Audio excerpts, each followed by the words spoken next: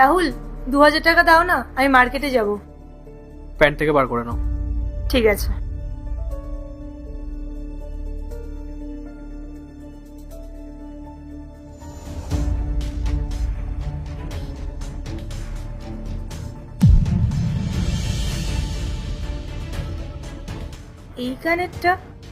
এই কানেরটা তো আমি মেঘাকে ওর জন্মদিনে দিয়েছিলাম। এটা রাহুলের প্যান্টের পকেটে কি করে এলো? আই এম সরি মেঘা, আমি তো জন্মদিনে আসতে পারিনি।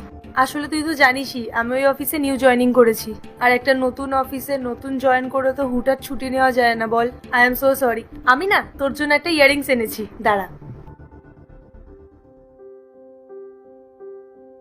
এই নে। কোনো ব্যাপার না, তুই তো ইচ্ছে করে আসিসনি এমনটা না, তুই সুযোগ পাসনি তাই আসিসনি। ইয়াররিংসটা খুব সুন্দর হয়েছে। আর তাছাড়াও আমার ব্ল্যাক শাড়িটার সাথে খুব সুন্দর লাগবে এটা। তাহলে অর্ডার করা যাক। হ্যাঁ চল অর্ডার করি। পায়েল পেয়েছো? হ্যাঁ হ্যাঁ পেয়েছি। ঠিক আছে।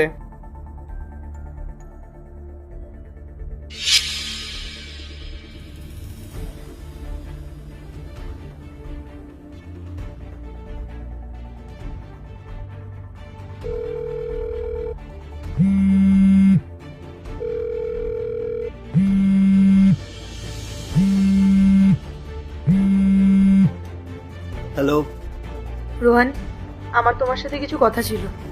আমার মনে হয় তোমার ওয়াইফ আর আমার হাজবেন্ডের মধ্যে কোনো অ্যাফেয়ার চলছে। এসব কি বলছো তুমি পায়েল? তোমার মাথা ঠিক আছে? আমি কিচ্ছু ফালতু বলছি না। আমি তোমার ওয়াইফের নাম নেওয়ার পরে নিজের হাজবেন্ডের নাম নিয়েছি, সেটাও ভাবো। পায়েল তুমি খুব ভালো করেই জানো আমি আমার ওয়াইফকে কতটা ভালোবাসি। তুমি কিভাবে বলতে পারলে এরকম? আর তুমি কি করেই বা জানলে যে তোমার হাজবেন্ড আর আমার ওয়াইফের মধ্যে সম্পর্ক আছে?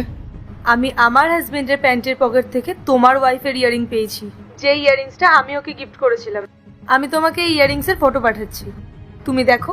এই ইয়ারিংসের আরেকটা পিস তুমি তোমার বাড়িতেই পাবে। আমি তোমাকে হোয়াটসঅ্যাপে ফটো পাঠাচ্ছি। ঠিক আছে, তুমি ফটোটা পাঠাও, আমি দেখছি। ঠিক আছে।